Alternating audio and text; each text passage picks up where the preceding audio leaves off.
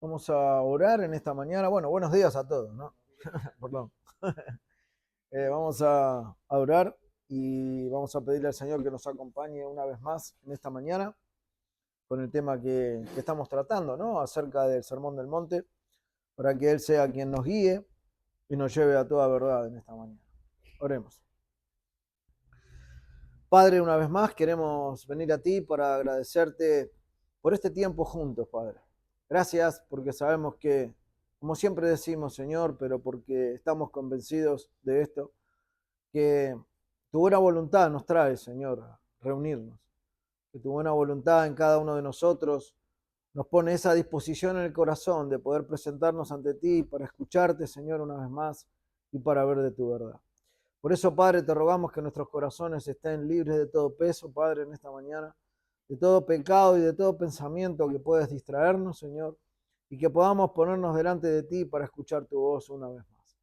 Te rogamos por esto, Padre, por toda la reunión en general, por lo que hagamos y digamos en este día, que sea todo conforme a tu santa voluntad en medio de tu pueblo. Te rogamos esto, Padre, y te damos muchas gracias, pidiéndote también por aquellos que están en camino y por aquellos que quizás por alguna razón no le veamos en esta mañana, para que tú consueles también sus corazones, Señor, en donde estén cada uno de ellos. Te damos gracias, Señor. En el nombre de Jesús, amén. Muy bien, hermanos. Les voy a pedir que hoy me tengan un poquito de paciencia, porque estoy con una ampolla que me salió en la lengua y no me deja hablar muy bien. Quizás me van a notar balbucear un poco, pero bueno, cosas que van viniendo. Como ustedes saben, estamos viendo, o empezamos a ver hace 2 domingos atrás, el Sermón del Monte, y habíamos comenzado con una pequeña introducción que trataba sobre la forma en la cual el Señor va a disponer ese tiempo para llevar adelante todas las verdades, ¿no?, que traía desde los cielos. El mismo Dios en la tierra estaba hablando, o iba a empezar a hablar, viendo a la multitud y viendo su pecado y su forma de vivir en ese tiempo, ahí en Galilea de los Gentiles. Iba a empezar con un sermón excelente, un sermón que iba a tratar el corazón de aquellos que ya habían creído en él, pero también iba a tratar con el corazón de aquellos que estaban lejos de él todavía. Y ustedes saben que el domingo pasado pudimos ver por la gracia del Señor aquella primer bienaventuranza que trataba sobre los pobres de espíritu. Nuestro hermano Nelson en esa oportunidad trató ese tema.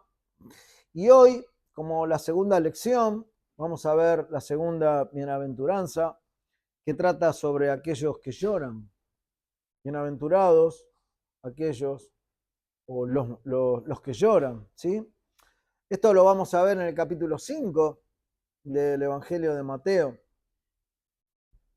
Bienaventuranzas estamos viendo, ¿no? Esto es lo que de alguna manera decíamos, comenzamos a ver el domingo anterior cuando nuestro hermano nos trataba la primer bienaventuranza. En esa oportunidad nosotros vimos que aquellos que son pobres en espíritu o pobres de espíritu, en donde el Señor declara que alguien en esa condición es bienaventurado. Con total seguridad y con total énfasis dice que alguien en esa condición es bienaventurado. Y siempre recalcamos este hecho, ¿no? El hecho de que no es que uno tiene que buscar esa condición para ser bienaventurado, sino que estando en esa condición ya es bienaventurado. Ya es parte del reino de los cielos. ¿Por qué? Bueno, porque el Señor lo ha justificado, lo ha salvado y hoy es parte de su familia. La bienaventuranza o las bienaventuranzas, hermanos, o el ser bienaventurado, se trata de ser ricos en el beneficio de la gracia de Dios para con su pueblo. Es algo que el Señor nos da y nos permite vivir por su gracia, ¿no? Son los beneficios de esa gracia de Dios.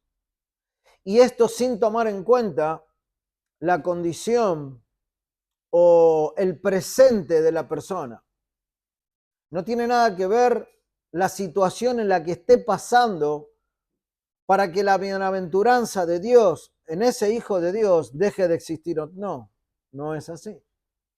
La bienaventuranza es algo declarado por Dios, es la condición de la persona por estar dentro del pacto, por estar dentro de la familia de Dios. O sea, no se trata de como yo estoy, ¿no? Que generalmente nuestra condición y nuestra firmeza y nuestra vida oscila bastante en cuanto a un montón de cosas en nuestra vida. Cuestiones particulares, cuestiones de vacilación en el mismo espíritu. Pero el hecho de ser bienaventurados no cambia. No cambia para el Hijo de Dios.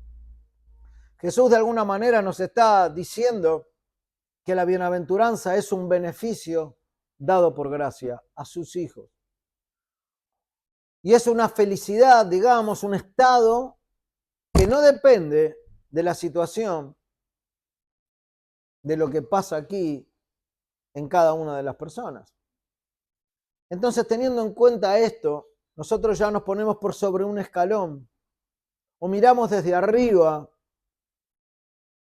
una condición que no va a variar en el corazón del Hijo de Dios. Somos bienaventurados, hermanos. Es un beneficio grande que el Señor nos ha dado. Hoy veremos la segunda bienaventuranza, como les decía, bienaventurados los que lloran. Mateo 5, versículo 4, porque ellos, los que lloran, recibirán consolación. Y al igual que la primer bienaventuranza que hablaba sobre los pobres en espíritu, en este caso también pareciera quizás ser algo ilógico, ¿no? Lo que plantea el Señor. ¿Cómo es que uno puede ser bienaventurado cuando se llora? ¿De qué manera se entiende esto, no? ¿Cómo podemos sentirnos bienaventurados entendiendo que esta condición en el Hijo de Dios no cambia y lo somos ya por ser parte del reino? Somos bienaventurados, pero ¿cómo se entiende si el contraste es un lloro? En el lloro no hay felicidad. Por lo menos esa es la teoría que nosotros conocemos. Eso es lo que interpretamos, ¿no? Se llora porque se está triste. Entonces, ¿cómo puede decir el Señor que estamos, o somos, perdón, bienaventurados? Bueno, la explicación a esta declaración del Señor Jesús, una declaración contundente, va a demostrar nuevamente en esta bienaventuranza que la diferencia en asimilar esta verdad, que sin duda está en contra de todo lo que el mundo busca, es la de ser hijo de Dios. ¿Quién entenderá cabalmente esta bienaventuranza como todas las demás? Los hijos de Dios. Solo aquel que su alma fue lavada por la sangre de Cristo es aquel que entiende esta verdad. Y quizás no la puede entender profundamente o muy claramente, pero solo aquel que es hijo de Dios va a poder ver de qué se trata lo que el Señor está diciendo. Y no solamente que va a entender esa verdad, sino que esa verdad lo va a consolar, lo va a hacer feliz. Porque al final de esta bienaventuranza, el Señor está diciendo que ellos recibirán consolación. Pero claro, este es un concepto que solo se entiende en el ámbito espiritual y escritural. Hay veces que quizás hay personas que pueden leer este tipo de bienaventuranzas o lo que el Señor está declarando en el Sermón del Monte, y quizás vagamente pueden llegar a comprender algo de lo que está diciendo, pero si el Espíritu de Dios no reina en ese corazón, difícilmente pueda vivir lo que el Señor está diciendo. El mundo considera una afirmación de este tipo como ridícula. A cualquier persona que nosotros podamos mencionarle esta bienaventuranza o esta declaración del Señor Jesús, le va a resultar ridícula, ¿no? No lo tomaría como algo que lo haría feliz y sin duda diría, eso es una locura, ¿no? Nosotros le presentamos esta declaración a una persona del mundo y decir, pero no puedo comprender lo que están diciendo. ¿Cómo voy a estar feliz cuando estoy llorando o cuando me siento triste por algo? Si hay algo que el mundo quiere evitar a toda costa es la tristeza.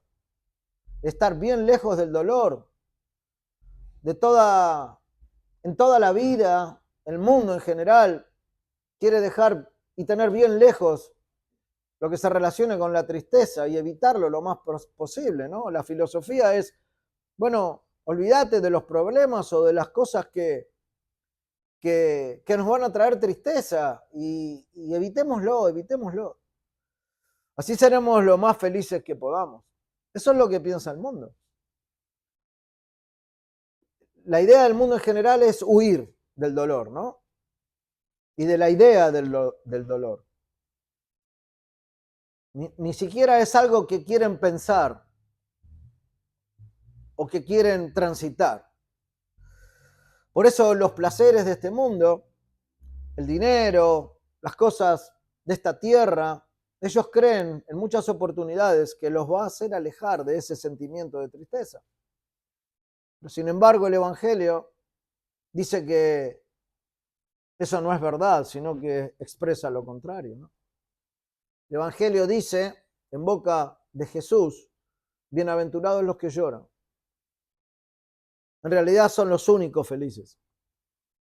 Y uno podría decir, bueno, pero hay gente que uno la ve bien en el mundo, la ve feliz, la ve transitar en esta vida con deleites, con un montón o en un montón de aspectos, generalmente no se lo ve mal.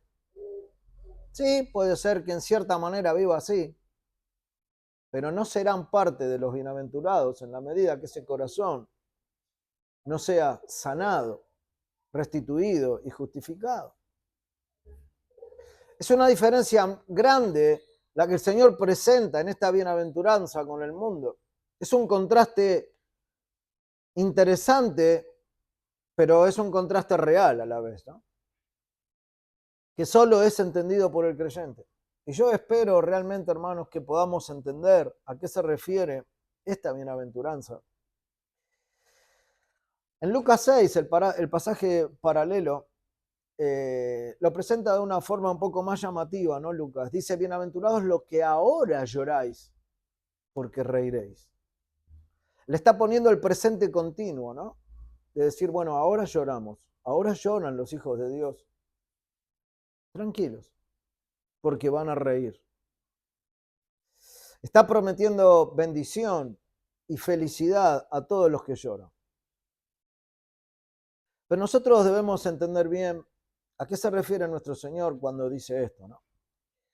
De ninguna manera, hermanos, el Señor está enfatizando la tristeza que puede haber, por ejemplo, en la muerte de un familiar cercano, o por una situación triste cualquiera sea en nuestras vidas, o por falta de salud, o porque tuvimos una discusión con alguien y eso me llevó a una amargura o algo por el estilo. No está enfatizando o refiriéndose a ese tipo de tristeza, sino que es un llorar espiritual a lo que se está refiriendo el Señor cuando dice bienaventurados los que lloran. ¿Recuerdan ustedes que nuestro hermano el domingo anterior nos decía que el pobre en espíritu no hablaba, por supuesto, de una pobreza de tipo económica y que no es algo referido a lo material, sino al espíritu? Y en este caso, en esta bienaventuranza, pasa exactamente lo mismo, porque todo lo referente a las bienaventuranzas, el Señor lo relaciona con el espíritu, que está colocado dentro de aquellos que reciben la bienaventuranza porque han sido justificados. Todas estas bienaventuranzas, hermanos, se refieren al estado espiritual y a la actitud espiritual que se desprende del hecho de ser hijos de Dios. Jesús está alabando a los que lloran y dice que ellos son los bienaventurados, ellos son los felices, ellos son los que reciben el beneficio de la gracia de haber sido rescatados. Esto es algo que nunca se va a encontrar en el mundo, de ninguna manera. De ninguna manera se va a encontrar en el mundo, sino que es un contraste bien marcado con lo que se ve en el mundo. Es una diferencia grande. Son los dos extremos. Pero hermanos, lamentablemente, a pesar de que la iglesia pueda comprender, quizás no de manera muy profunda, lo que el Señor está diciendo, porque es imposible poder entender toda la mente de Dios, pero en el espíritu creo que entendemos a qué se está refiriendo en esta bienaventuranza, pero lamentablemente también en la iglesia de hoy en día esto no es muy evidente, hermanos. Quizás como lo fue en otro tiempo de la historia de la iglesia, o como nos lo muestra el Nuevo Testamento. Cuando nosotros transitamos el Nuevo Testamento y vemos los evangelios, y vemos las cartas, y vemos la condición o el hecho del pesar realmente de aquellos hermanos que transitaban en ese tiempo, entendiendo las palabras del Señor, vemos un llorar más profundo en ellos. Vemos en la iglesia, en el tiempo de los puritanos, por ejemplo, que también sucedía lo mismo. Ellos realmente tenían una consideración de lo que la palabra de Dios dice en cuanto al pecado, bien clara, que los hacía llorar realmente por su condición de miseria espiritual. Y esta es una de las razones por las cuales estamos transitando el Sermón del Monte, porque este sermón, como decíamos en la introducción hace 2 domingos atrás, nos hará ver si esta verdad está en nosotros. En oportunidades la iglesia a veces no tiene la influencia necesaria o contundente, digamos, en el mundo, porque dentro de la iglesia no se ve una vida de tristeza por sus pecados. O sea, la gente del mundo puede charlar con algún cristiano y quizás conociéndolo, porque lleva tiempo con él, puede llegar a decir, lo que me está predicando no es lo que vive. No lo veo llorar o de entristecerse por los pecados que comete. Y eso a nivel general en la iglesia ha, vamos a decir, permitido que muchas veces el mundo desprecie el Evangelio de Cristo. Porque las vidas de los hermanos, nuestras vidas, a veces no concuerdan con lo que decimos creer, con una vida de piedad y con la tristeza que debiera haber por cada uno de nuestros pecados. La función de la iglesia no es solamente evangelizar, sino que de alguna manera debe evidenciar lo que evangeliza. Y esto es importante. Solamente cuando los cristianos se acercaron a la descripción de las bienaventuranzas, el mundo pudo ver, o el mundo alrededor nota que esas vidas fueron cambiadas y quizás en ellos surge el deseo de, aunque sea palpando, buscar al Señor y buscar arrepentimiento, porque quieren eso que ven en esas personas. Pero si no lo ven, si ven pecado, si ven falta de tristeza por sus pecados, bueno, ¿por qué en la iglesia no se ve un reflejo claro de ser aquellos que lloramos? Bueno, una de las razones es que a veces mostramos una piedad externa en nuestras vidas, pero que no nace realmente de dentro del corazón. Varias veces. Otra razón podría ser el hecho de que como somos cristianos debemos mostrar un aspecto gozoso en nuestras vidas, ¿no? Como si fuera a presentar siempre nuestra mejor cara. Pero a pesar de eso, muchos tratan de expresar o mostrar un estado de gozo y felicidad que verdaderamente tampoco nace del corazón, sino que son artificiales. Por lo tanto, en cualquiera de las dos opciones hay cierta hipocresía. Y es probable que no se vean características de dolor en la iglesia hoy día. Porque muchas veces nos dirige el hecho de aparentar lo que somos. Somos cristianos. Entonces tengo que estar con una sonrisa de punta a punta. Hay que mostrar cierta imagen, ¿no? En vez de mostrar una vida que nazca desde el corazón. Una vida real. Una vida sin hipocresías. Hermanos, esta bienaventuranza no apunta a llorar por cosas tristes de la vida diaria, como decíamos recién, o ponernos en una posición de víctima permanente a causa de la gran hostilidad y de la vida desdichada que estoy viviendo en varias áreas de mi vida, sino como, digamos que como vamos a ver en unos momentos más, se trata de llorar por nuestros pecados. Entonces, si lo que Jesús está diciendo va por ese lado, es claro pensar que esto no pasa en la iglesia de hoy día. O por lo menos no pasa en la manera que el Señor Jesús lo está presentando en el Sermón del Monte. Primero porque hay una convicción defectuosa del pecado. Hay una doctrina que se presenta defectuosa también del pecado. Y en tercer lugar, eso en segundo lugar, y en tercer lugar, el no entender la verdadera naturaleza del gozo en el creyente también es un factor que hace que no entendamos del todo lo que el Señor quiere decir en esta bienaventuranza.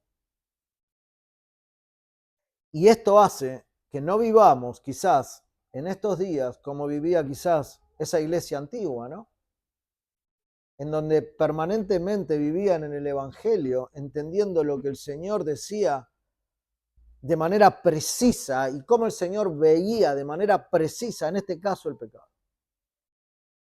Y el aborrecimiento que el Señor le tiene, y ellos lo veían tal cual, y lo vivían tal cual. Entonces esto a nosotros, si reflexionamos, nos lleva a vivir una vida que es inadecuada frente a lo que el Señor presenta en su palabra. No quiero decir con esto que somos negligentes frente a lo que es pecado, o que no conocemos el pecado, o que no nos interesa pecar frente al Señor, sino que no lloramos en relación a lo que decimos entender. Si, es que es proporcional, ¿no?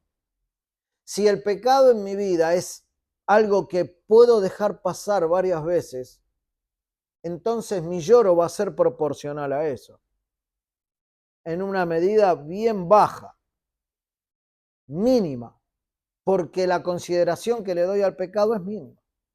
Pero si la consideración que le doy al pecado es tal cual como Dios la ve, entonces mi lloro va a ser aún mayor, porque la ofensa es mayor, y lo entiendo así. Entonces nos preguntamos por qué la iglesia no avanza en este mundo, o por lo menos a nivel general, aunque el Señor sigue haciendo su obra, ¿no? Pero pareciera que a veces a nuestros ojos no vemos una ampliación, digamos, de la iglesia en este mundo. Bueno,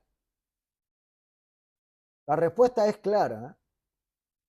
El entendimiento del pecado está diluido, y si no lo podemos ver en otras denominaciones en donde los lugares están llenos. ¿Pero por qué están llenos? Bueno, entre otras cosas, porque no se habla del pecado. Entre otras cosas, porque se diluye la doctrina esencial del Evangelio por la cual Cristo fue a la cruz. Entonces hay una comprensión de esto que es pobre, está afectada por el hecho de diluirlo o de dejarlo de lado, ¿no? Cantidad de cosas que son pecado delante de Dios, nosotros mismos a veces no las tomamos así. No lo vemos así, claro. Entonces, ¿cómo vamos a llorar si no lo veo así? No hay forma. Por eso este sermón, de alguna manera, empieza con unas negaciones, ¿no? Si podemos decirle así. Antes de ser llenos del Espíritu, debemos ser pobres en espíritu. Y en esta bienaventuranza pasa algo parecido. Tuvimos que ser convencidos de nuestros pecados para luego ser convertidos y tener un convencimiento del pecado para que el Señor me lleve por medio del arrepentimiento y la fe a la salvación. Hermanos, a veces la gente busca el gozo sin querer pasar por el lloro por sus pecados. Y quien no llega al gozo que el cristiano vive en esta vida o que el cristiano debe tener, o sea, el ser bienaventurado como el Señor Jesús lo propone, lo dice, es porque no ha habido en él una convicción de pecado genuina. Porque si estuviera convencido de sus pecados, eso lo llevaría después a la consolación de que el Señor le solucionó en Cristo ese problema. Algunos buscan el gozo sin el convencimiento de pecado. Pero esto es imposible, hermano. No es esa la dinámica que presenta el Evangelio. Los que van a convertirse y los que van a ser gozosos son los que primero lloran por sus pecados. Entonces, ¿qué es lo que quiere decir el Señor Jesús cuando afirma bienaventurados los que lloran? Nosotros como cristianos sabemos que una de las cosas más importantes para nosotros es el hecho de parecernos a Cristo, ¿no? Es lo que la Biblia propone y el Señor quiere que nosotros nos parezcamos más a Cristo en nuestras vidas. Romanos 8:29 dice, Él es el primogénito de muchos hermanos. Él es el modelo. De alguna manera Pablo está diciendo, Él es el modelo al cual nosotros debemos copiar. Y como los debemos copiar a Cristo, entonces vamos a ver algo de su vida. En la Biblia se relatan varios estados, en la Biblia se relatan varios estados de la vida del Señor Jesús, ¿no? Distintas situaciones, distintos momentos. Y se dice, por ejemplo, que el Señor se airó en una de las oportunidades, ustedes saben. Dice que también tuvo hambre. Dice también que tuvo sed. Lo que no encontramos en la Biblia nosotros, y esto me ha llamado la atención, no encontramos que la Biblia diga que el Señor se reía. Pero quiero tomar un momento para esto, que no se entienda mal. Y sé que puede ser un argumento que tomado de una falta de presentación literal en la Biblia, se puede tomar a mal. La verdad es que no lo dice literalmente. No hay pasaje en el Nuevo Testamento que indique que Jesús se reía. Pero por supuesto, hermanos, esto no significa que nunca se rió. Era humano el Señor también, ¿no? Y de alguna manera experimentó una variedad de emociones en esta vida. Y es lógico. Experimentó desde el dolor hasta la alegría, pasando por un montón de situaciones. Pero sí, de vez en cuando se permitiría reír. Solo que no está registrado. Eso es lo que quiero decir. Pero no obstante, así y todo, No podemos imaginar fácilmente que el Señor reía. Por ejemplo, en Marcos 10:16, cuando los niños que se le acercaban se sentaban en su regazo y él decía, como niños es necesario que entren al reino de los cielos, con esa... No que todos los niños van a ser salvos, no es lo que está queriendo decir, sino el hecho de que con esa condición de un niño, con ese corazón de un niño dependiente de su padre, entrarán en el reino de los cielos. En esa oportunidad que le tiraban la barba a los chicos y se sentaban en su regazo, seguramente el Señor se reía. O quizás también en otra oportunidad. El punto es que en la Biblia, por ejemplo, se nos dicen cosas más, vamos a decir, tristes de él que el hecho de reírse. Por ejemplo, en Isaías 53:3 dice, varón de dolores, experimentado en quebrantos. Esto se decía en el Antiguo Testamento. Y que su rostro sería desfigurado, ¿no? Profecía que se cumple, como nosotros sabemos, en el Nuevo Testamento. En Juan 8:57 hay una indicación en donde Jesús pareciera quizás un poco más viejo que la edad real que tenía. Cuando el Señor dice, Abraham, vuestro padre, se gozó en que iba a ver mi día y lo vio y se gozó. A lo que ellos le contestaron, aún no tienes 50 años, no tienes tú 50 años, Jesús, ¿y has visto a Abraham? Bueno, nosotros sabemos que el Señor comenzó su ministerio apenas tenía 30 años, ¿no? Pero varios comentaristas interpretan que este pasaje en particular muestra que la apariencia del Señor Jesús era mayor que la de los años que tenía en realidad. Bueno, esto es un comentario, ¿no? No quiere decir que sea exactamente la verdad. Pero sí es claro el hecho de que nada en la Biblia nos muestra una cuestión de risas del Señor. Sí se dice que lloró en el sepulcro de Lázaro. También dice que lloró cuando vio a Jerusalén antes de la crucifixión. Así que, hermanos, yo lamento que se borre de nuestras mentes la idea de un Jesús risueño, de un Jesús, ¿cómo decir?, que estaba riéndose por todos lados, o un Jesús que estaba mostrando una cara hipócrita, de una falsa felicidad frente a los pecados o a la realidad del pecado y a la ofensa permanente que se le hacía a él y al Padre en cuanto a la transgresión del pueblo, mostrando su pecado permanentemente delante de su persona. El Señor Jesús veía en ese momento, ve ahora y verá el pecado de manera tan clara, tan como Dios la ve, que casi siempre está dolido por esa realidad. Y la prueba está en la cruz. Hermanos, yo no estoy diciendo que nosotros debemos ir amargados en esta vida y transitar esta vida todo el tiempo entristecidos y dejar de lado la realidad del pecado y poniéndola a un costado, sino que esa realidad nos tiene que llevar a considerar a nosotros de qué se trata el pecado para Dios. Y como decimos siempre, verlo tal cual como Él lo ve. Porque de esto se trata el hecho de llegar a entristecernos por nuestros pecados, de llorar por esa condición.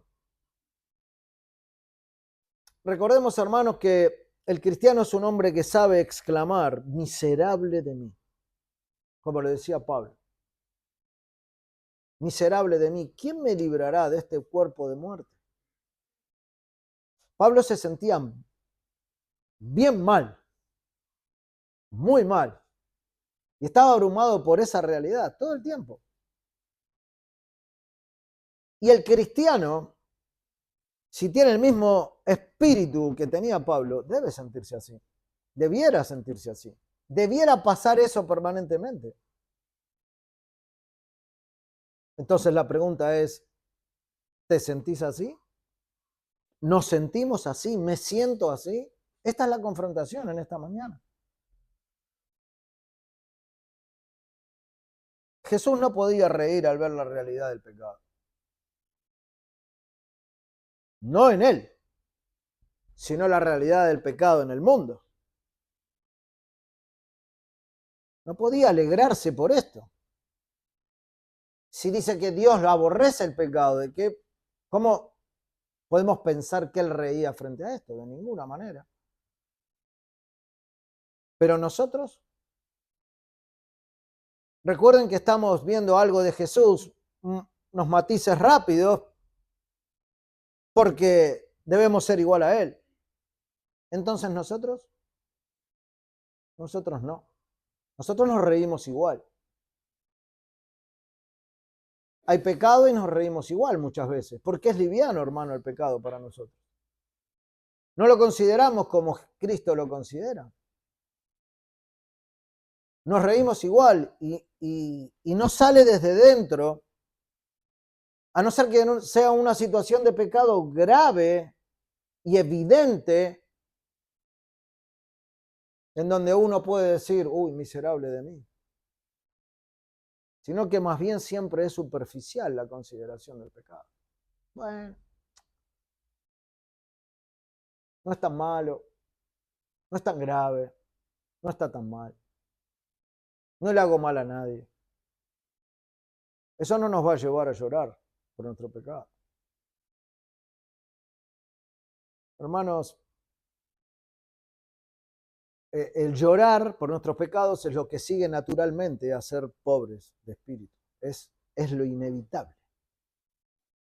Es lo que sigue. Me pongo frente a Dios, veo su santidad, veo su carácter, y eso me lleva a ver mi incapacidad, me lleva a ver mi pecado, descubro lo que soy, y eso me hace llorar por mi miseria y por mi naturaleza pecaminosa. A esto nos lleva a entender la bienaventuranza que el Señor está proponiendo o está declarando. Y entonces vuelve la pregunta, ¿me pasa esto?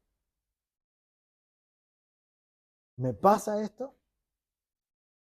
Bueno, si es así, gracias a Dios, porque eso es prueba de una salvación genuina. Eso es prueba de haber entendido lo que pasó en la cruz, porque Cristo quiso cargar mi pecado de manera personal ahí en la cruz. Por eso es necesario ese ejercicio diario, ¿no? Del autoexamen, en donde el cristiano ve cada día sus faltas, su pensamiento inapropiado, su falta de santidad, cada acto que llevó adelante en su vida lejos de la santidad del Señor. Y esto lo hace llorar. ¿Para qué es el examen? ¿Para qué es un examen en el colegio, no? ¿Para aprobarlo o para reprobarlo? Para saber qué sé y qué no sé. Para eso debemos examinarnos. Y no me refiero al hecho de que si hay una reprobación en ese examen diario, todo el tiempo tengo que estar llorando literalmente. A veces va a pasar. Voy a llorar literalmente por mis pecados y a veces no.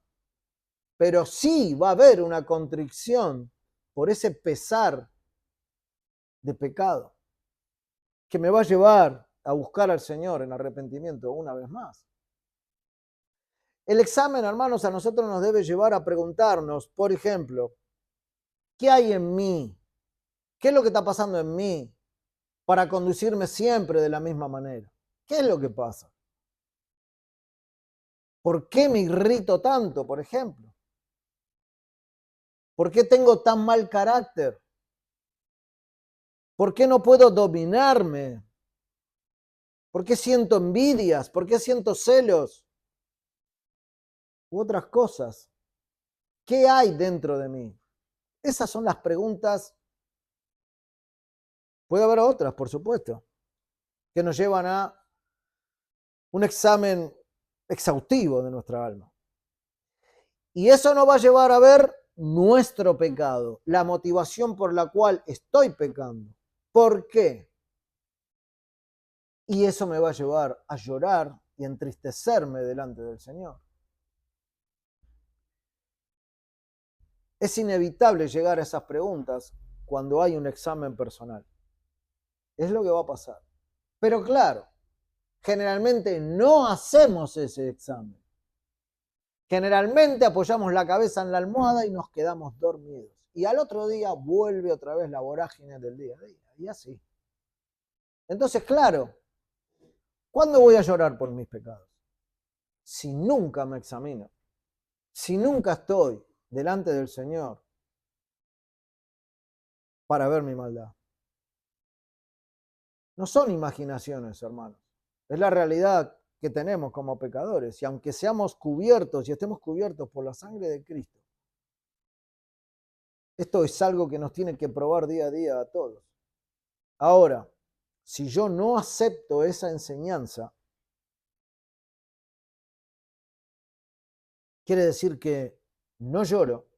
Y si no lloro, no soy de aquellos que han sido justificados por el Señor.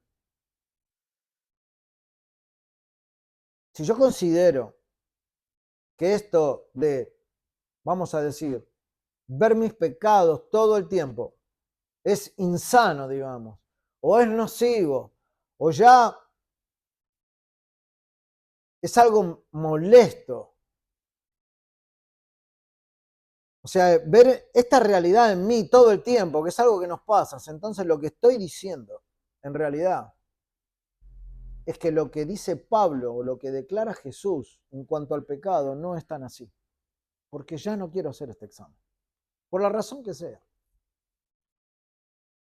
Por la razón que sea.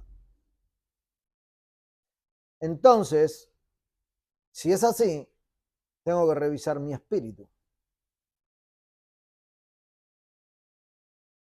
Pero si por el contrario, lamento en mí mismo estas cosas, entonces eso me va a llevar a llorar realmente o entristecerme realmente por mi condición frente al Señor. Un detalle más. El cristiano no solamente se detiene a ver sus pecados, sino que también ve el pecado de los que están alrededor, de los otros, y también llora por el pecado de los otros. No puede acomodarse al pecado de los demás.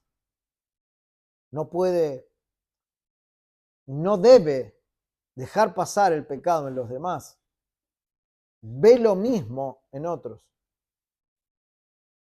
Llora por el estado general del mundo, por las guerras, por los rumores de guerra, por el pecado que está haciendo desastres en el mundo en general, por el sufrimiento en general, por la realidad del mundo caído, ¿no?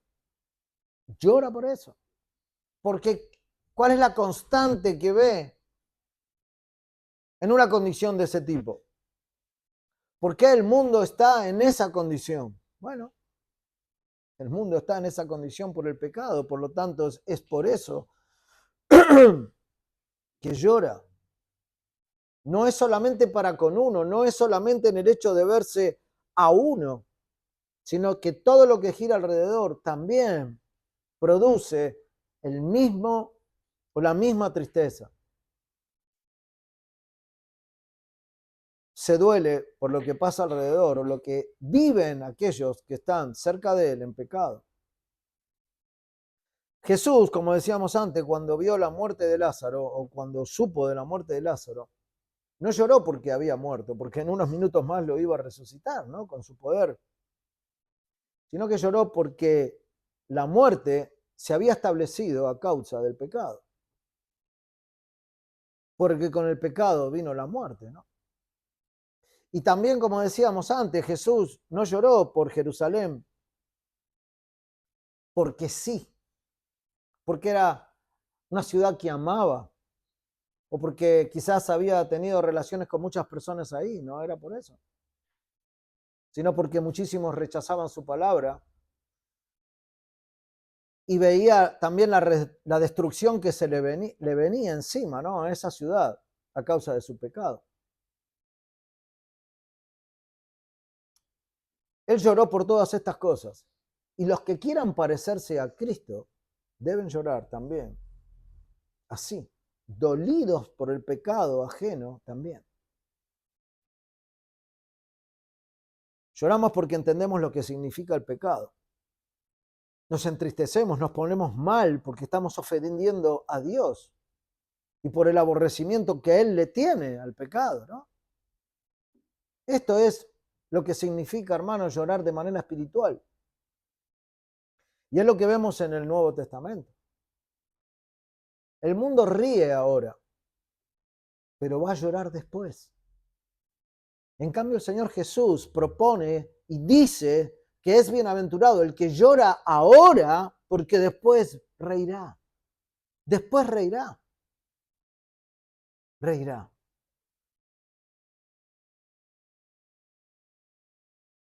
Pero esta bienaventuranza no queda ahí, hermanos, sino que Jesús la acompaña con una promesa fiel y firme final, diciendo: bienaventurados los que lloran, sí, porque ellos recibirán consolación. Y esta es la paradoja, hermanos. Aquel que llora es verdaderamente feliz. ¿Quién entenderá esto? El Hijo de Dios. El Hijo de Dios es quien entiende esta verdad. El que verdaderamente llora por su estado y su condición de pecador es el que va a arrepentir. En realidad ya se está arrepintiendo, porque puede ver claramente sus pecados y cómo ofende a Dios con todas sus transgresiones. Y aquel que se arrepiente de verdad, la acción del Espíritu en él va a ser llevado directo a Cristo, porque ve su realidad irremediable, con la cual no puede hacer más nada que ir a pedir perdón a quien puede darlo, buscando arrepentimiento para presentar delante de él. Nuestra desconsolación, digamos, frente al pecado nos lleva a buscar la única solución, que es en Cristo. Y no hay más. En Cristo y en su cruz, ¿no? Martin Lloyd-Jones decía: el pesar más hondo conduce al gozo, y sin pesar no hay gozo. Sin ese pesar del pecado que transgrede la ley de Dios, no va a haber un gozo posterior. Por eso el Señor dice: bienaventurados los que lloran. Ya ahí hay bendición, porque sos parte del reino, somos parte del reino, y lloramos a causa de que vemos los pecados. Pero la cosa no queda ahí. Ellos recibirán consolación. Esto es así en cuanto a la conversión, pero también para todo aquel que ya es cristiano. Esta es la vida del cristiano, hermanos. Pesar por el pecado, llora por el pecado, busca perdón y llega al gozo que el Señor promete. Es consolado. Y les quiero decir algo, esto es así todo el tiempo. Todo el tiempo va a ser así. Todo el tiempo hasta que el Señor nos venga a buscar y nuestra condición cambie y se transforme en gloria eterna. Y ya estemos en una condición en la cual no podemos pecar más. Y no habrá pecado. Pero mientras que estemos en este mundo y hasta ese momento, esto va a ser así siempre. El cristiano ve su pecado, se lamenta por su pecado, va al Señor, pide arrepentimiento, el Señor perdona y sigue su carrera. Ahí es donde somos consolados, en la cruz, en la obra de Cristo. Pero en este sentido, Pablo también declara en Romanos 8:18 que las aflicciones del tiempo presente no son comparables con la gloria venidera, que en nosotros ha de manifestarse. promesa. Esa gloria venidera, ese estado limpio y santo delante del Señor final, es algo que se va a manifestar en el pueblo de Dios. No es un cuento, es una verdad que la iglesia cree por fe. Así que en conclusión, hermanos, cuando el cristiano ve el mundo o cuando se ve a sí mismo, se siente infeliz. Debe sentirse infeliz de alguna manera en cuanto a la visión del pecado, ¿no? Y se queja en espíritu. Porque el cristiano conoce la carga del pecado. Lo ve en la vida de los apóstoles, lo vio en la vida de Pablo mismo, lo veía en su vida. Jesús mismo veía esa carga, no porque él cometía los pecados, sino que veía la carga en los demás del pecado. Pero el cristiano se consuela rápidamente. El cristiano no queda abrumado y tirado temporadas por su pecado, porque tiene una cruz en la cual puede ir y en la cual puede hallar ese perdón y esa consolación.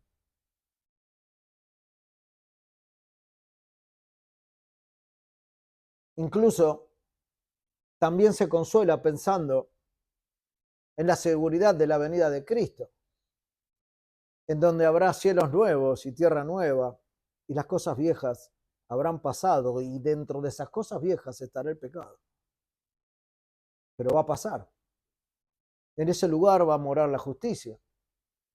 Hermanos, qué preciosa consolación que tenemos. O sea, si alguien en el mundo quisiera proponer algo más consolador que esto, la verdad es que no sé qué sería. No sé si a alguno se le ocurre algo más consolador que el tiempo final así, ¿no? Qué hermosa consolación tiene el Hijo de Dios. Qué hermoso regalo tiene el creyente. Pensando más allá, hermano, nuestra vida va a ser distinta. Pensando en ese tiempo, ¿no? Más allá. Tu pecado y el mío habrán desaparecido, no va a haber más pecado. Ayer hablábamos con unos hermanos y hablábamos un poco de la condición de Adán, ¿no? Antes de pecar. Y la verdad es que nosotros no tomamos conciencia de cómo es. O sea, no podemos interpretar exactamente cómo es vivir así porque nosotros no conocemos esa vivencia.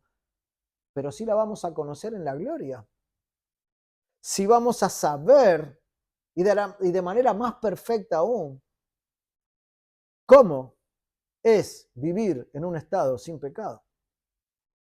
Es un hermoso regalo que el Señor nos dará. Mi maldad habrá desaparecido, tu maldad habrá desaparecido, no serán más. Una mente libre de pecado. Qué privilegio nos ha dado Dios, hermano. Ellos recibirán consolación. Nosotros recibiremos consolación. Pero esto nos lleva a pensar también, ¿qué esperanza tiene aquel que no cree? ¿Qué esperanza puede albergar aquel que no cree? Si los hijos de Dios con dificultad, pero tomarnos de la mano del Señor, pasarán de este estado de lloro a una felicidad. ¿Qué esperanza tienen aquellos que hoy no pueden llorar, sino que hoy se están riendo? Y como decíamos antes, quien hoy se ríe, llorará después. Pero quien hoy llora, reirá después, dentro de esta consolación que el Señor está proponiendo. Así que aquel hombre que llora es un hombre que quizás está apesadumbrado, pero no es un hombre malhumorado por eso. Es un hombre que puede estar triste, pero no es un hombre infeliz, porque el Señor dice que es bienaventurado. Es un hombre serio, el cristiano. No porque quiera mostrar una seriedad falsa, o por otro lado quiera reírse todo el tiempo, sino que es serio porque interpreta y entiende de su pecado y entiende que le espera una gran consolación por ese pecado. El cristiano no tiene que aparentar tristeza, sino que es un hombre o una mujer cristiana que ve la vida con seriedad, con la seriedad que Dios le da al pecado y a la condición de pecado. Y lo es porque tiene presente su realidad de pecado permanentemente, y por eso el Espíritu lo lleva a ver su miseria y a llorar por ese pecado. Entonces la pregunta vuelve a ser, ¿vemos nuestros pecados como Dios los ve? Si los vemos, naturalmente nos va a llevar a llorar y a entristecernos, a contristarnos realmente por esa realidad. Pero si no lo vemos, si no hacemos autoexamen, si no vivimos viendo como Dios ve el pecado, entonces no hay por qué llorar, no hay por qué arrepentirse. Y no es lo que Dios dice en su palabra. Este tipo de cristianos se veía en la iglesia del pasado. Cuando el pecado se subrayaba, se ponía de manifiesto, se predicaba con énfasis, y cuando no se llevaba a los hombres a tomar una decisión rápida o falsa en sus vidas. Cuando había una iglesia antigua, en donde la había, se vivía así, hermanos. Se consideraba el pecado a ese nivel, de manera precisa, como Dios lo tiene estipulado en su palabra. Y estudiar la Escritura para ver claramente el pecado nos va a servir siempre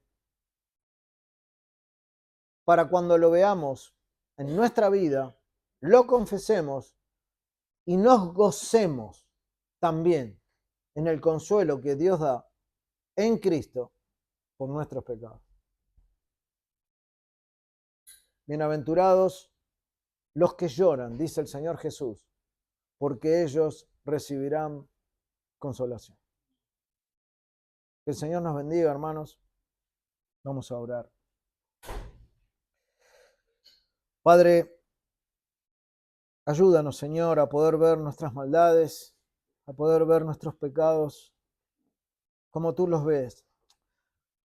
Tú sabes, Señor, que estamos en esta condición, aunque hijos tuyos, de pecadores, con un remanente de pecado que muchas veces sale a la luz en nuestras vidas, Señor, y batallamos con estas cosas, batallamos con nuestro carácter, batallamos con nuestros pecados. Pero queremos rogarte que nos ayudes, Señor, a poderlos ver más claramente, más precisamente, a no minimizarlos, Señor, a no decanten quizás naturalmente por el tiempo, sino que podamos verlos, Señor, como tú los ves, y que eso nos lleve realmente a entristecernos por estas cosas. Sin duda la única manera, Señor, de poder llegar a ti en arrepentimiento en fe, o en un arrepentimiento permanente que tú muestras para la vida de todo hijo de Dios, es poder ver con claridad nuestras faltas, Señor. Si no vemos nuestras faltas, si las damos por nada, Señor, o las minimizamos, entonces no vamos a poder sentirnos de esta manera, Padre. Y no quiere decir, lo sabemos, que hay falta de salvación, pero sí entendemos, Señor, que muchas veces somos negligentes frente a nuestro examen personal. Por eso, Padre, te pedimos ayuda, como pueblo tuyo, como hijos tuyos, a poder ver esta verdad, Señor, en nuestras vidas. Ayúdanos, Señor. Y también queremos rogarte por aquellos que están sin Cristo, para que viendo sus pecados, tú puedas llevarlos, Señor, al gozo de la salvación, arrepentidos, con una fe firme, Señor, y creyendo en Cristo, como aquel que les salvó una vez y para siempre en la cruz, donde cargó sus pecados en sus espaldas. Te rogamos esto, Padre. Te damos gracias, Padre, por este tiempo que nos da juntos. En el nombre de Cristo Jesús. Amén.